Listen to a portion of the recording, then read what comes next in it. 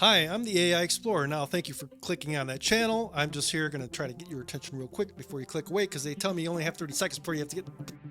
Okay, this news is about entertainment, AI, trying to make you laugh and make it funny. I'm not a professional comedian. I'm a techie guy with AI interest and an AI background in technology and design and information. Let's get into the video now. This is just an introduction. Thank you. It's going to get kind of me talking. Hi, I'm the AI Explorer. Welcome to my channel. Thank you for tuning in. And first of all, thank you for subscribing. That really helps me with the channel as I am getting into the AI foray. I want to try to lighten things up by adding some laughter into the mix, simply because it's not exactly the funnest material, and it's technical. So that can get a little boring, but there's always there's great personalities out there, so we can have some fun with that. And if I'm not entertained, how will you ever be? I mean, I'm kind of an introvert, so I have to do something about that. I'm new at this. I do have an associate I work with, and we provide training to organizations, companies, and individuals. My associate is a qualified professional educator who prides herself in providing practical information for everyone.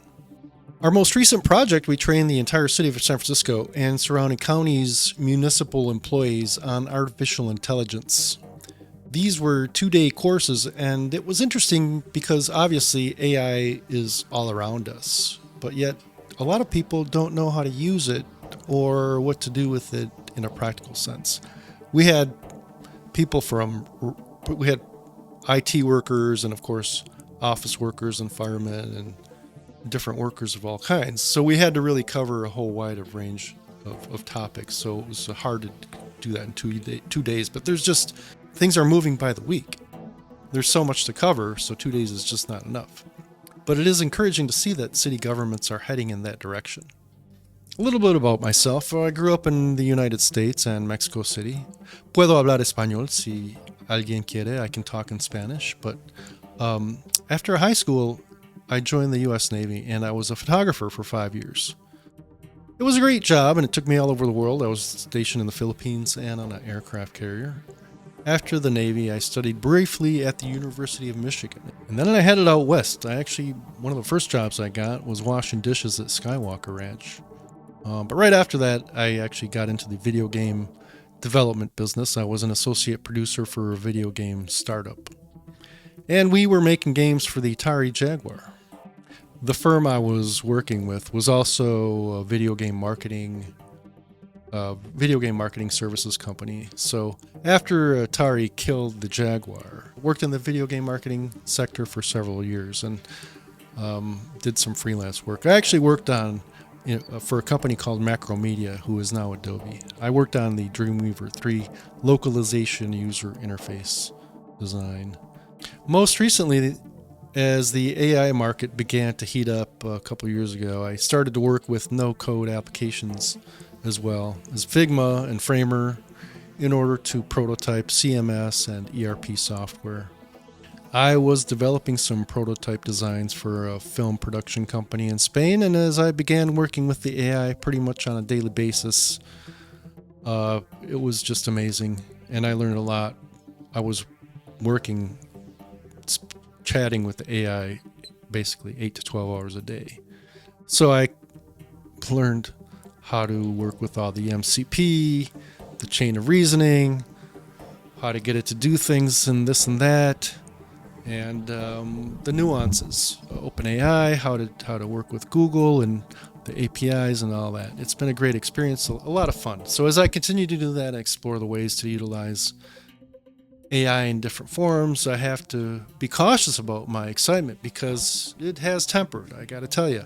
And one of the reasons is there's no doubt that you can get AI to program for you, and you can do a lot with. There's no doubt that you can get AI to program for you, and if you think like a programmer, it's easier to grasp the functionality and how to get it to do things. So, if you want to learn about that, just stick with it.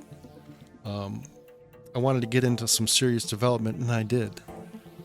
So I wanted to push the possibilities and explore the limits of the AI in order to see what it could do. I was successful in some aspects of creating these prototype applications. I began to develop an interest in material science and quantum science. So what could be more wonderful than discovering new materials and engineering new medicines? Or granted, I'm no doctor or super scientist, but the AI should be able to at least get you to a point where you could get to a trajectory of application development to do some of these things. Which is where I'm trying to, I'm very interested in that aspect of work is material science and quantum analysis.